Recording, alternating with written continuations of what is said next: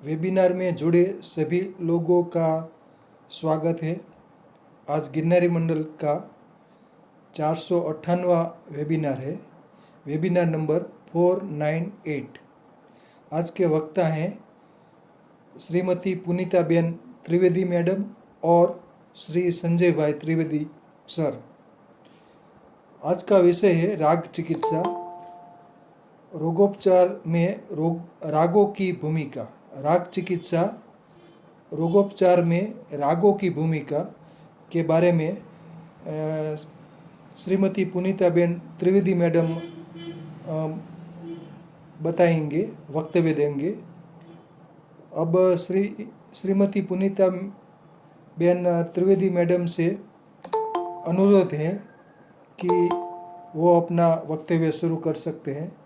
नमस्कार मैडम, जय धन्वंतरी।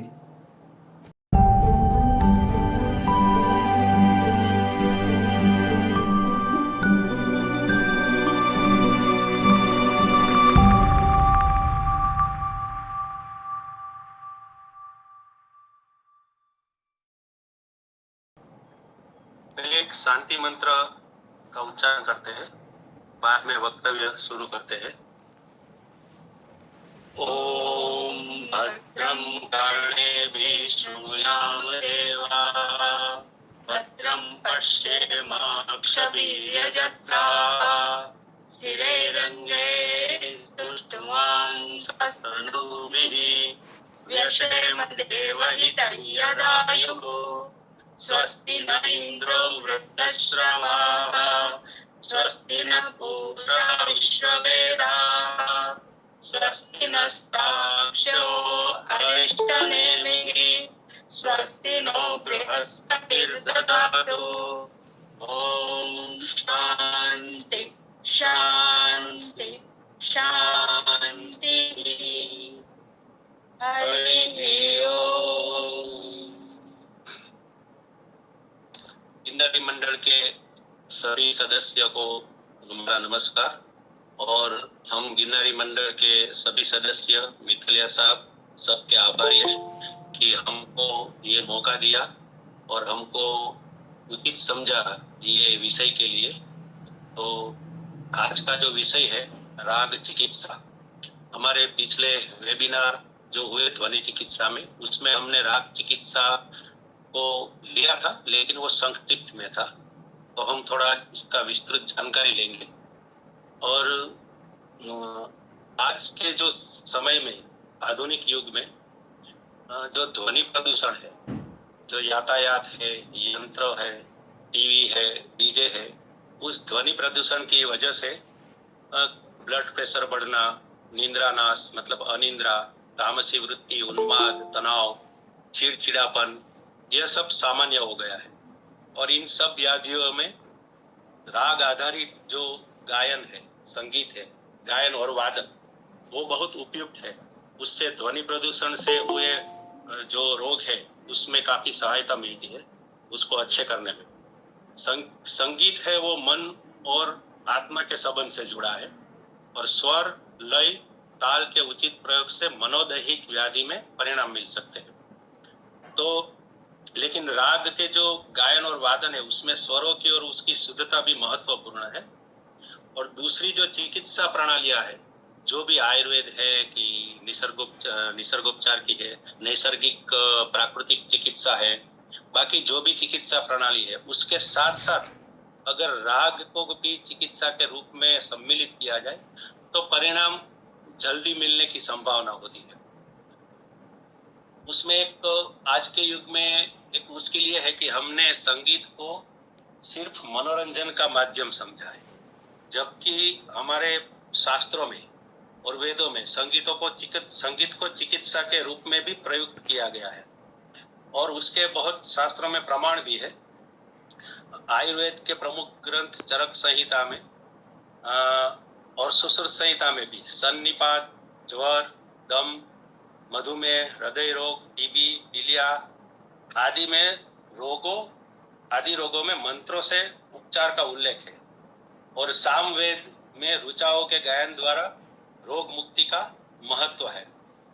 जो संगीताचार्य तुम्बरु है, उनका एक ग्रंथ है संगीत स्वरामृत। उसमें ध्वनि के विभिन्न प्रकारों को शरीर में होने वाले त्रिदोष वात, पित्त व कफ के साथ क्या संबंध है वो बताया है। उसमें एक श्लोक दिया गया है, उच्च स्तरो ध्वनि रुक्षो विज्ञेय वात जाबुते गंभीरोदनशीलस्य नातव्य पित्तजो ध्वनि स्निग्धस्य सुकुमारस्य मधुरः कफजो ध्वनि त्रयाणम गुण संयुक्तो विज्ञेय सन्निपातज। अर्थात उच्च स्तर के रुक्ष लगने वाले ध्वनि वात के होते हैं, गंभीर गहरे धनशीलस्य ध्वनि पित्त के होते हैं तथा स्निग्ध भाव वाले सुकुमार और मधुर ध्वनि कफ के होते हैं।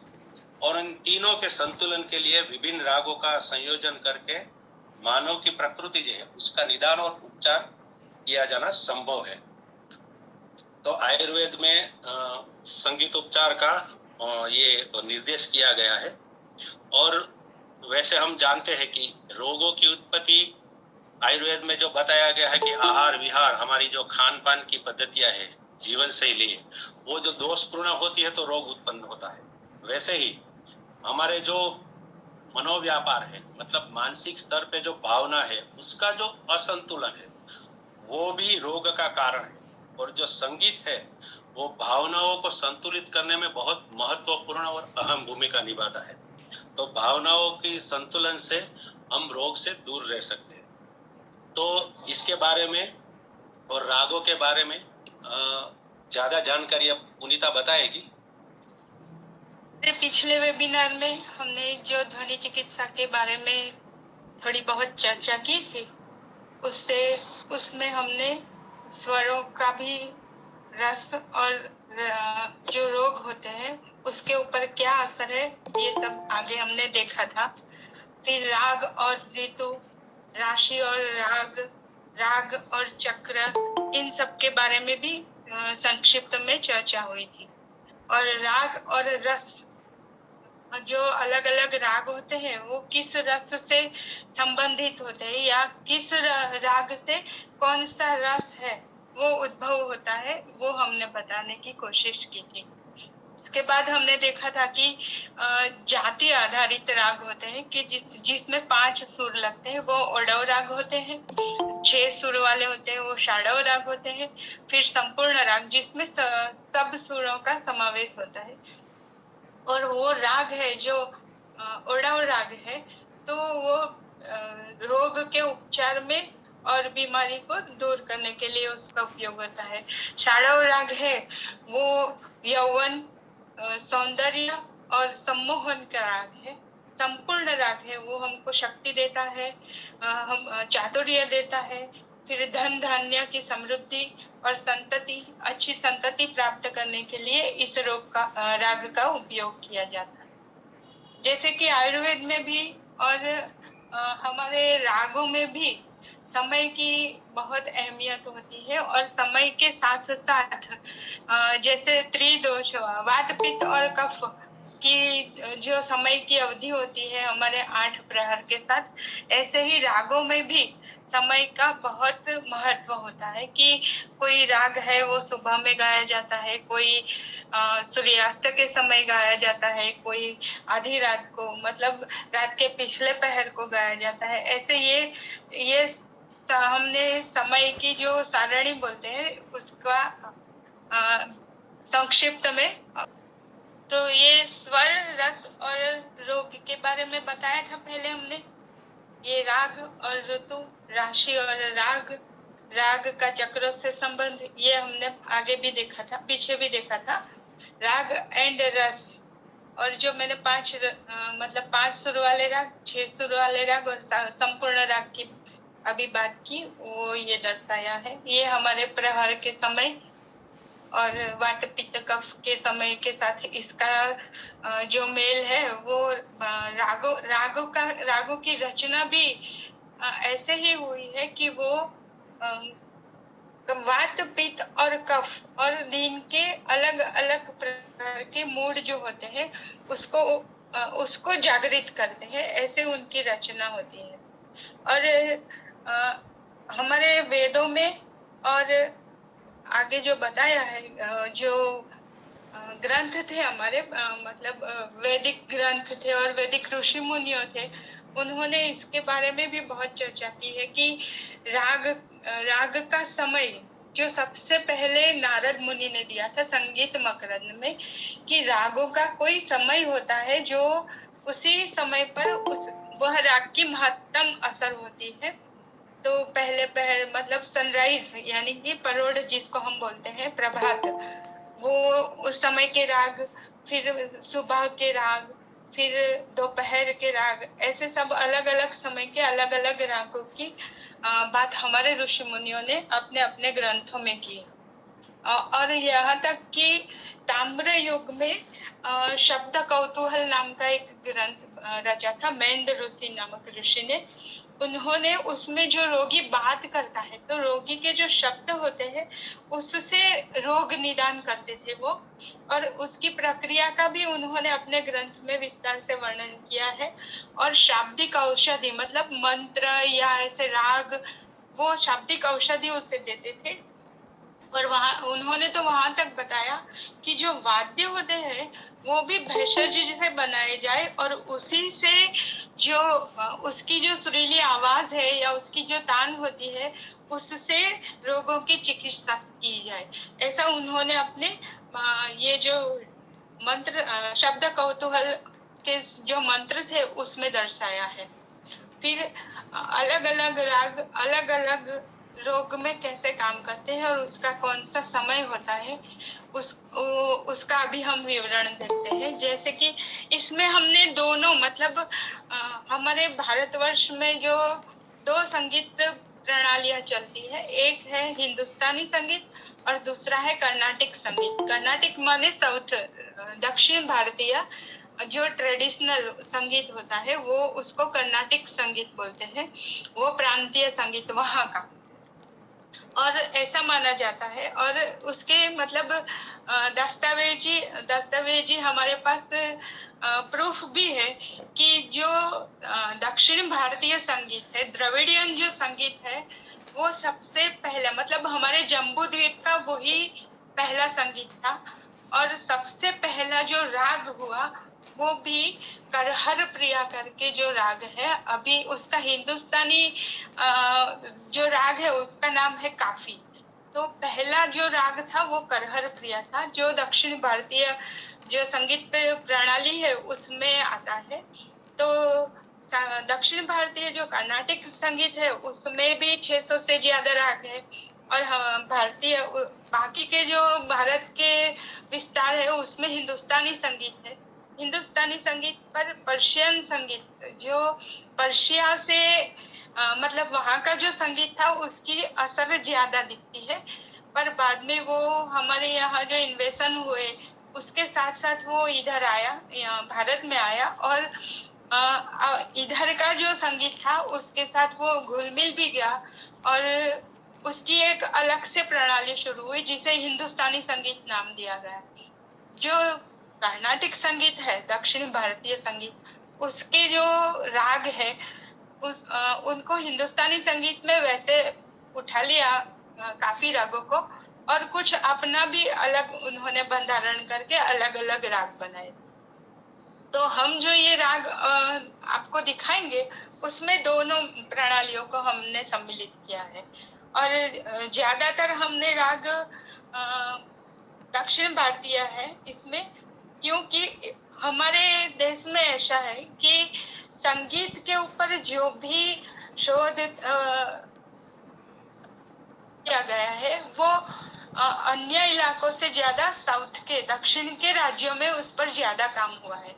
तो उसके हमको दस्तावेज भी मिलते हैं, उसके रिसर्च पेपर भी हमको मिलते हैं, और वहाँ ग्रंथ भी ज्यादा मिलते हैं कि जिसमें संगीत की चिकित्सकीय रूप में चिकित्सा के रूप में संगीत को अपनाया गया हो। और द्रविड़ संस्कृति थी उसमें पहले से ही संगीत को ना कि धार्मिक आध्यात्मिक पर उसको चिकित्सा के रूप में भी स्वीकार किया गया था। और मंत्र, हमारे कितने सारे मंत्र भी है जो, और अथर्ववेद में तो चिकित्सा का पूरा एक भंडार बोल सकते हैं कि वो उसमें से हमको इतना सारा मिलता है कि हमारा एक जन्म भी उसको कम पड़ जाए उसको समझने में और उसको उपयोग में लेने के लिए। तो अभी हम देखते हैं कि कौन सा राग है, उसका समय क्या है और वो किस किस रोग पर अपना असर छोड़ता है। वैसे हर राग का कुछ न कुछ तो असर होता ही है और रागों का असर मन पर सबसे ज्यादा है, हमारी भावनाओं पर सबसे ज्यादा होता है। इसलिए जो भी मानसिक व्याधियां, जैसे कि आगे सर ने बताया कि जो भी हमारी मानसिक व्याधियां होती है उसमें वो शीघ्र ही असर करते हैं और जो शारीरिक व्याधियां होती है उसमें वो संगीत को हम वैकल्पिक चिकित्सा के तौर पर आजमा सकते हैं। तो अभी देखते हैं ये जो पहला राग लिया है हमने আহিर भैरव, उसका समय है डॉन का यानी प्रभात का, जो हाइपरटेंशन, अपच जिसको बोलते हैं, इंडाइजेशन, फिर वात रोग, उसमें उसको प्रयोजा जाता है। और सेरेनिटी मतलब कि शांत और एकदम आनंदमय जो वातावरण होता है, ऐसा वातावरण क्रिएट करने में আহিर भैरव बहुत उपयोगी है। फिर मॉर्निंग के जो राग है आसावरी और उसका इक्विवेलेंट राग है नट भैरव, वो हेडेक, लो बीपी और कॉन्फिडेंस बिल्डअप करने में, जो मतलब जिसका कॉन्फिडेंस लेवल लो होता है वो निराशा से ऊपर आने में, वही सब जो मनोव्याधियां होती है उसमें ये आसावरी और नट भैरव का उपयोग होता है। फिर जौनपुरी जो है वो गैस मतलब जो अपान वायु की जो प्रॉब्लम होती है उसमें, और यूरिनरी ट्रैक मतलब कि यूरिन के इन्फेक्शन में या उसमें जो भी प्रॉब्लम होती है उसमें ये राग का असर ज्यादा होता है। फिर हेडेक, सर्दी मतलब सर दर्द, सर्दी और दमा की जो बीमारी होती है उसमें केदारम का उपयोग होता है। तोड़ी राग है वो मस्कुलर एंड जॉइंट पेन, मतलब हमारे जो दर्द होते हैं, संधि के जो भी दर्द होते हैं उसमें तोड़ी राग। और डिटैचमेंट मतलब शरीर और मन, हमारे कई बार ऐसा होता है कि हमारे शरीर में कोई व्याधि होती है लेकिन हमारा मन किसी और बात में अगर वो इन्वॉल्व हो जाता है तो वो भूल जाता है कि मुझे कुछ हुआ है या मेरे शरीर में ये कुछ दर्द हो रहा है। तो उसके लिए वो जो उसे बोलते हैं डिटैचमेंट, मतलब कि अलगाव, हमारा मन और शरीर दोनों का अलगाव है, वो जो असर होती है वो लाने के लिए तोड़ी राग का उपयोग होता है। फिर दोपहर का राग भीम पलासी है, जो एंजाइटी मतलब तनाव, चिंता वो सब दूर करने में, और पीस और कंटेनमेंट, हमारा ध्यान और शांति और हमारा ध्यान किसी हमारी मानसिक स्थिति को किसी एक चीज में कंसंट्रेट करने में वो भीम पलासी राग है वो मदद करता है। और इमेजरी एंड विजुअल ग्राउंड, जो हमारी कल्पना शक्ति है वो बढ़ाने के लिए, कई बार ऐसा होता है कि हम कुछ अच्छी अच्छी कल्पना में खो जाते हैं तो हम हमारा दर्द भी भूल जाते हैं, तो वो जो इफेक्ट लानी है, वो असर करनी है, वो भीम पलासी से होती है। फिर वृंदावनी सारंग है वो एनर्जी और विजडम मतलब शक्तिदायक राग है।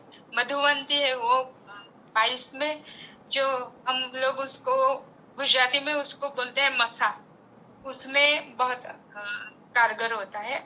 आनंद भैरवी आफ्टरनून का राग है, मतलब मध्याह्न के बाद का राग है, वो पेट के दर्द, फिर किडनी के इश्यू और टेंशन को रिलीज मतलब जो हमारा तनाव होता है उसको शांत करने में ये राग अपनी असर दिखाता है।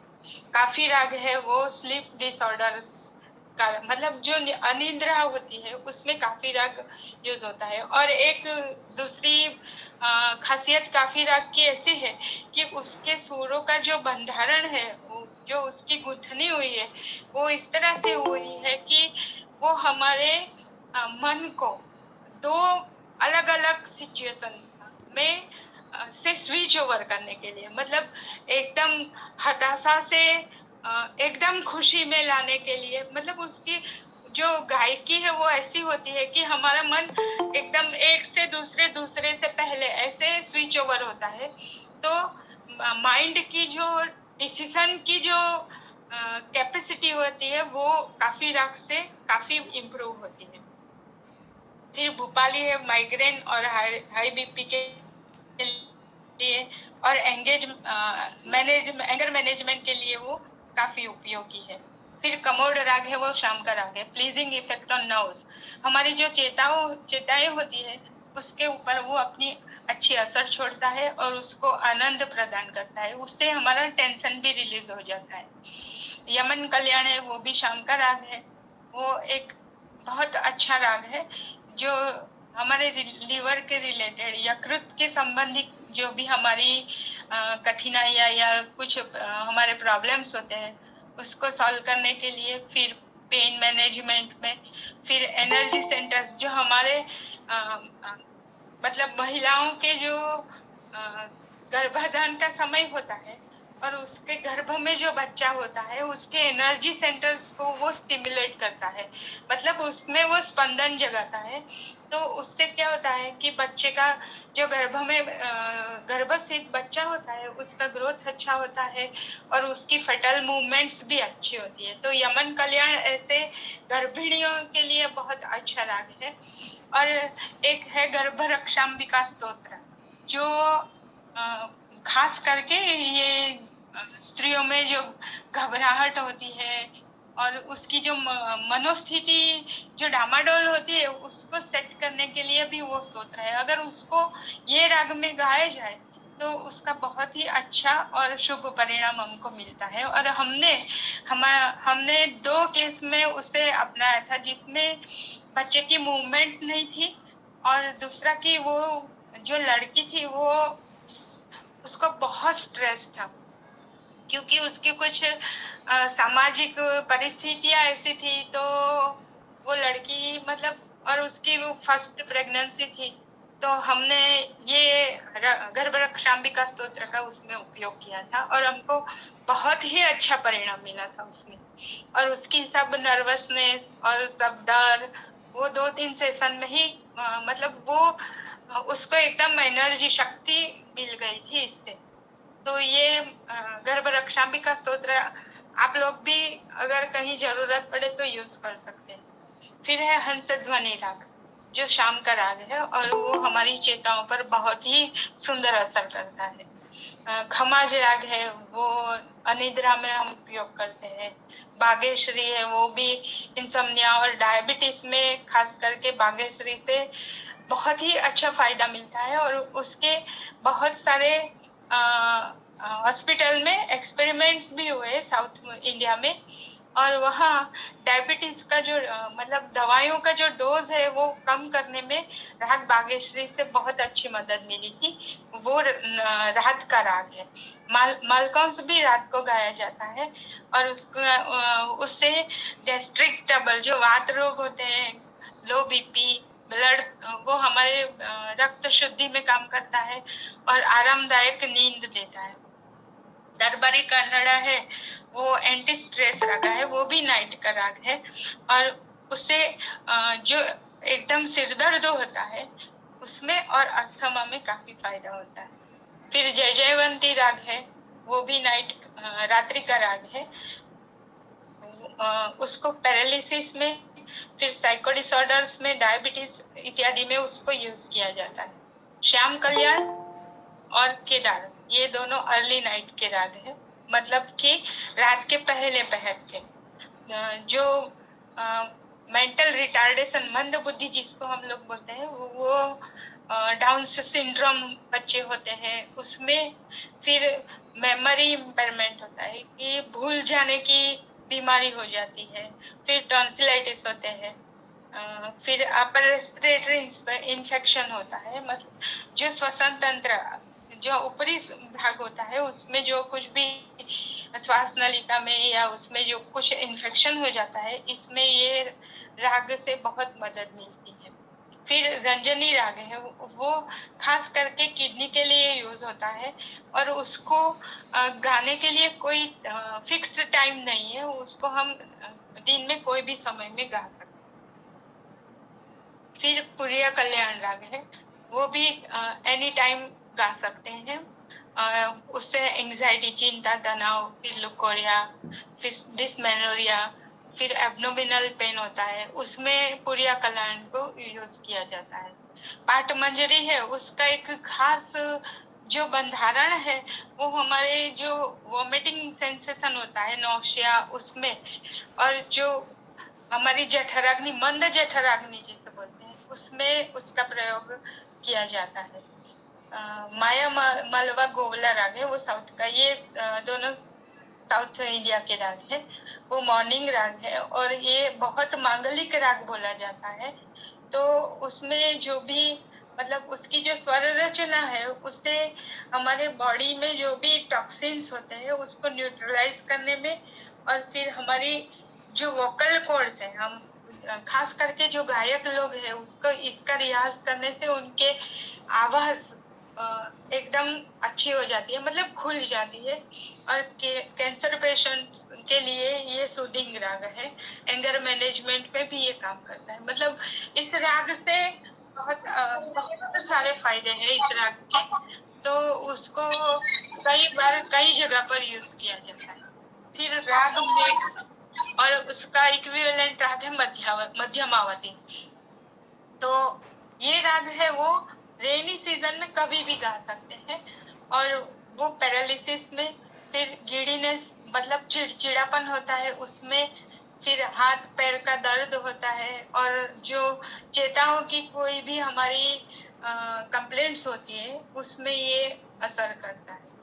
राग मारवा है, शाम का राग है, और वो मलेरियल फीवर में अच्छा काम करता है। वैसे जो महामारियां होती है जैसे, उसमें सब में मारवा राग की बहुत अच्छी इफेक्ट मेजर हुई है। और एक खास करके जब टाइफाइड और प्लेग ऐसी जो बड़ी महामारियां होती है उसमें मारवा राग का भी बहुत अच्छे से उपयोग किया है, और उसके एविडेंस भी है कि ये अस्पताल में ऐसे मारवा राग का किया था उपयोग, और इतने लोगों पर इसका असर हुआ, ये सब।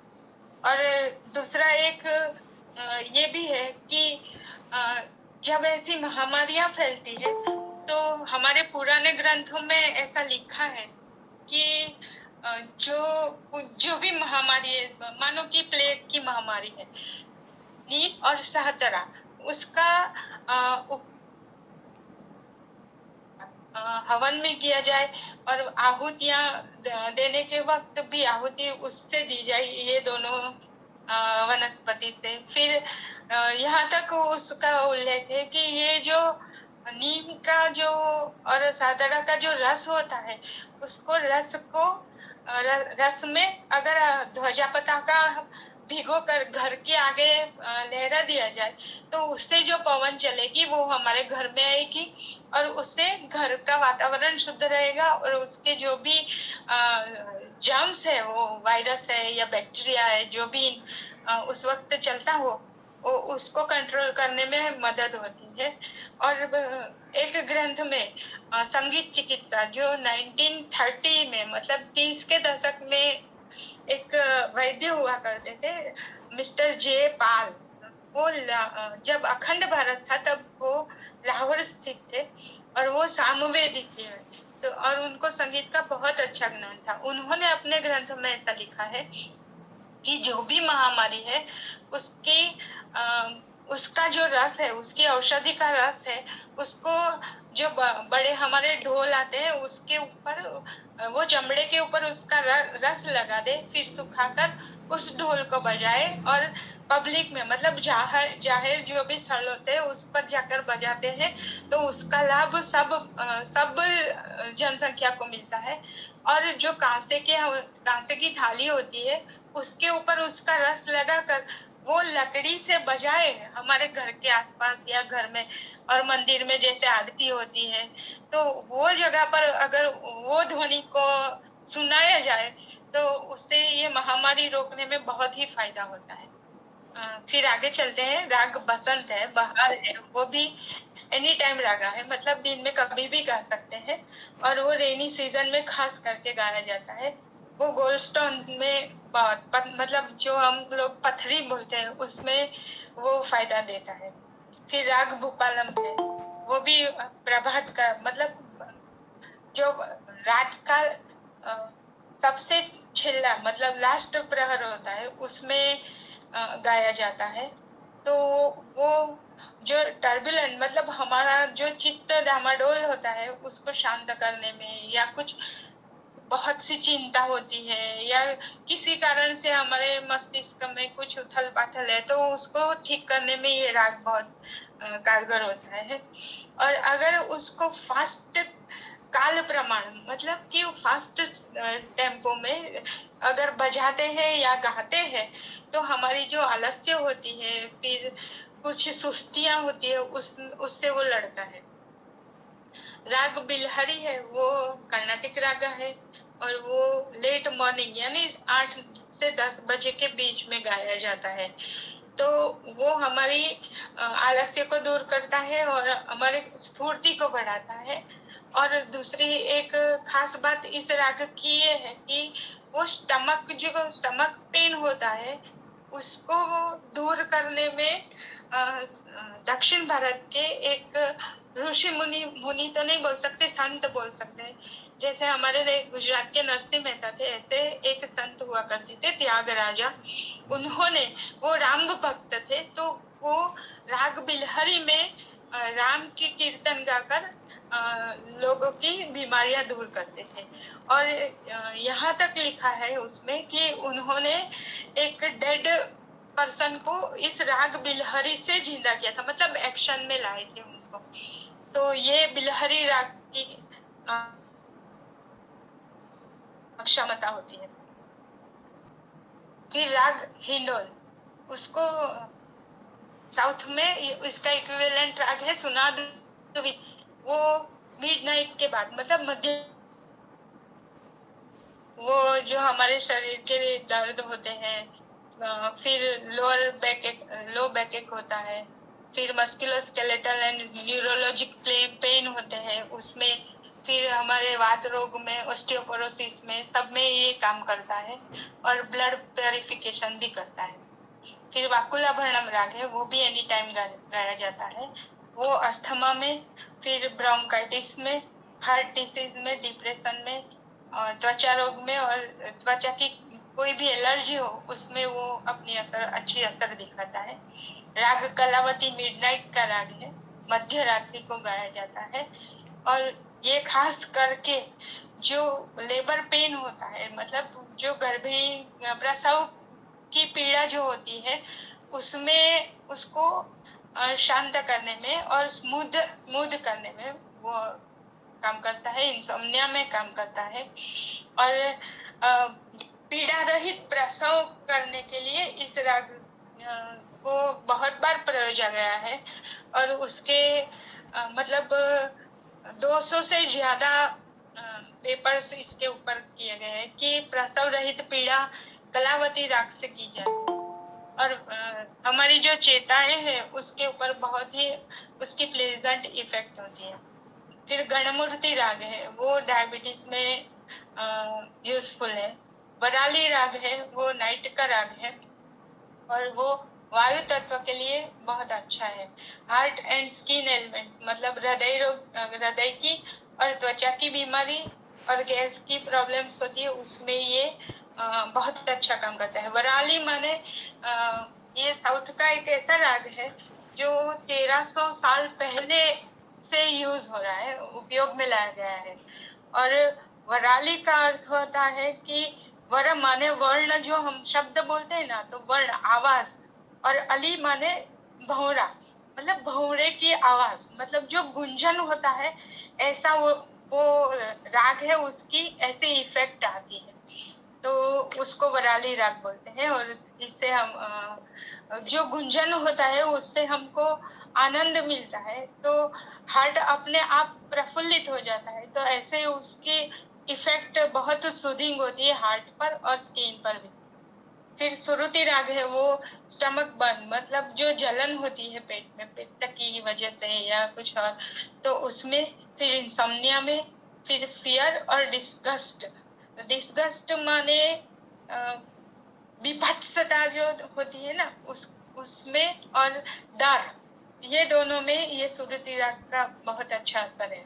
फिर राग मल्हार, वो अस्थमा और सनस्ट्रोक, जैसे नाम ही है उसका, मल्हार जो मेघ के साथ रिलेटेड है, तो सनस्ट्रोक से लड़ने में वो हमारी मदद करता है। सिंधु भैरवी राग है, वो डाउन का राग है। पीस एंड ट्रांक्विलिटी, शांति और सेरेनिटी, ये सब उसकी कैरेक्टरिस्टिक है, और हमारी चेताओं पर वो प्लीजिंग इफेक्ट डालता है। और डायबिटीज में भी उसकी काफी मदद मिलती है इस राग से। शिव रंजनी राग रात्रि का राग है, और वो हमारी याद शक्ति से संबंधित जो भी कुछ प्रॉब्लम है उसमें, हमारी जो उदासीनता है उसको दूर करने में, और शांति और ठंडी, मतलब एक्सेस हीट जो शरीर में होती है उससे लड़ने के लिए शिवरंजनी राग का उपयोग होता है। फिर राग धर्मावती और मधुवंती, ये भी लेट नाइट के राग है, और वो डिप्रेशन और जो सैडनेस होती है, हमारी उदासीनता है, फिर निराशा हताशा होती है, उससे लड़ने में। फिर स्किन डिसीज, त्वचा रोग में, और पाइल्स और पेप्टिक अल्सर, ऐसे रोगों में वो बहुत कारगर होता है, खास करके मधुवंती। फिर शुद्ध सवेरी, वो भी एनी टाइम रागा है, वो हमारे चेताओं को मजबूत करता है, और हमारे जो तनाव होते हैं उसको शांत करने में बहुत अच्छा उसका उपयोग होता है।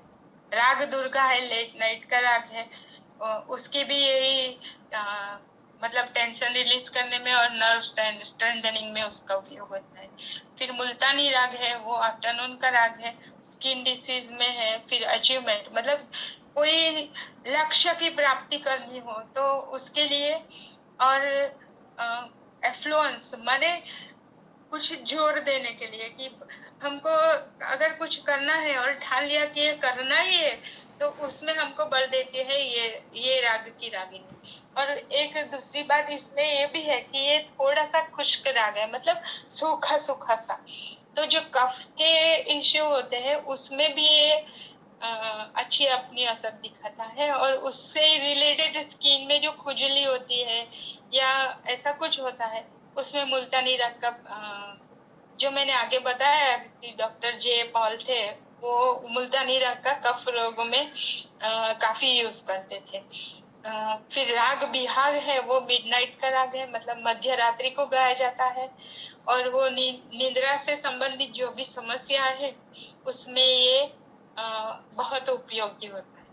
तो ये थी थोड़े रागों के बारे में माहिती। फिर हम देखते हैं कि हमारे जो भी प्रचलित जो भी स्तोत्र, मंत्र, गीत, भजन होते हैं, वो उसको भी हमने थोड़ा दिखाने का प्रयत्न किया है कि वो कौन से छंद। पहले वेद में राग नहीं थे, पर छंद आधारित सब स्तोत्र और मंत्र हुआ करते थे। तो कोई कोई स्तोत्र हमारे जो बहुत मतलब वैदिक समय के हैं वो छंद में होते थे, या फिर हमारे गुजरात के या कोई भी लोक संगीत होता था वो भी छंद में होता था, जो वो लौकिक छंद होते थे। और वेदों में जो उपयोग होते थे वो वैदिक छंद होते थे। तो जो हमारे शिव तांडव स्तोत्र है जो रावण ने रचा था, वो पंचचामर छंद में है। फिर शिव महिम्न स्तोत्र पुष्पदंत ने रचा था, वो शिखरेणी छंद में है। फिर जो रामचंद्र जी की स्तुति है, रामचंद्र कृपालु भजमन, वो राग यमन में है जो लता जी ने गाया है।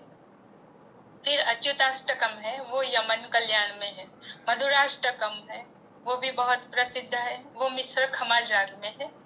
फिर पायो जी मैंने राम रतन धन पायो, वो पहाड़ी राग में है, मीरा जी का है।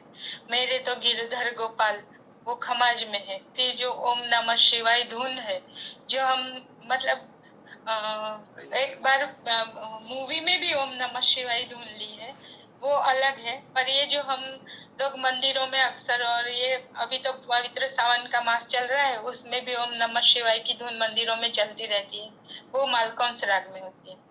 फिर गांधी जी का प्रिय और ये जो भजन है नरसिंह मेहता जी का, वैष्णव जन तो तेने कहिए, वो भी खमाज राग पर आधारित है। फिर रघुपति राघव राजा राम, वो धुन है, वो भूपाली छंद में है। कई धुनें ऐसी होती है जैसे कि श्री राम जय जय राम, वो बहुत सारे रागों में लोग उसको गाते हैं।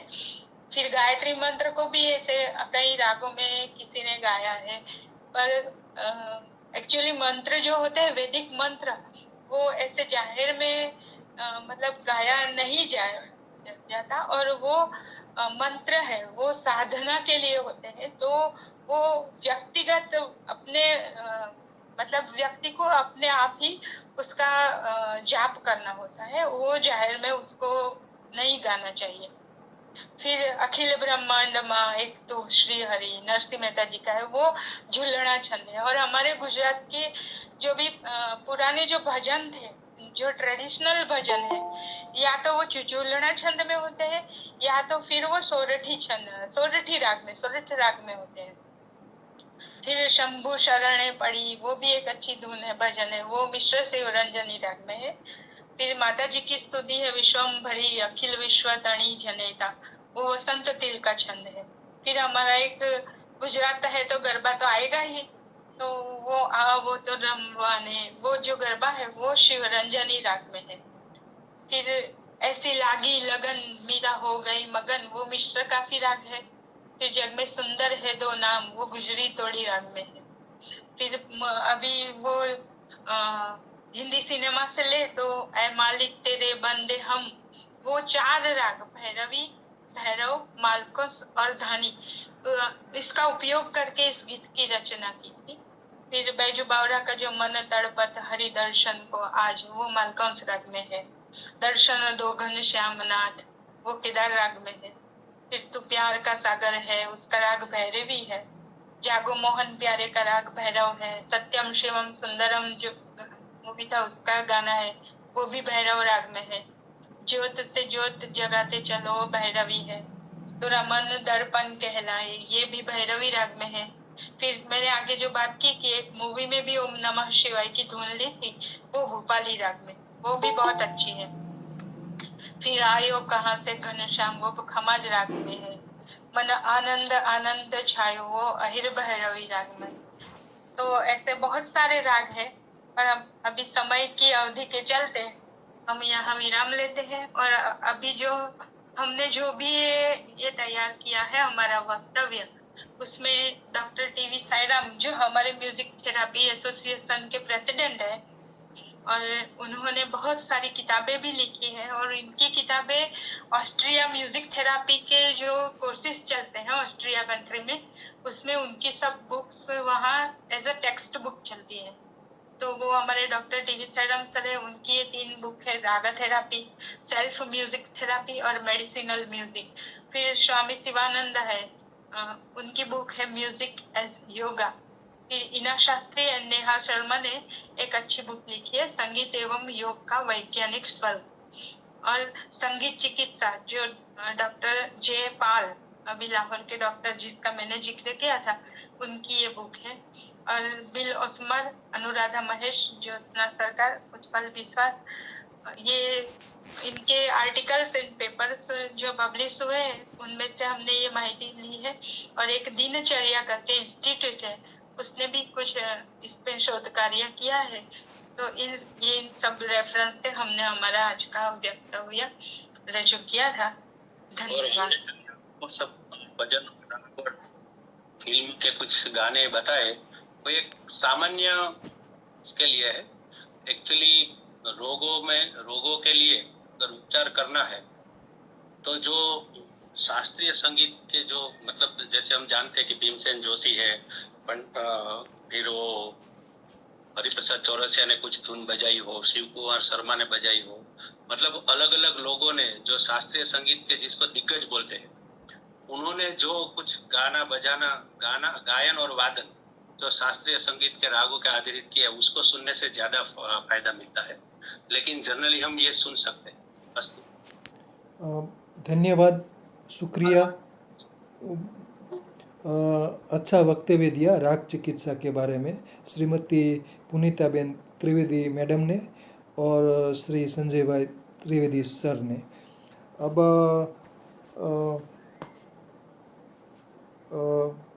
शुभेंदु त्रिपाठी सर को विनती है, सुधेंदु त्रिपाठी सर की को अपना समीक्षा कुछ करे, वक्तव्य दे। बहुत बहुत धन्यवाद सर।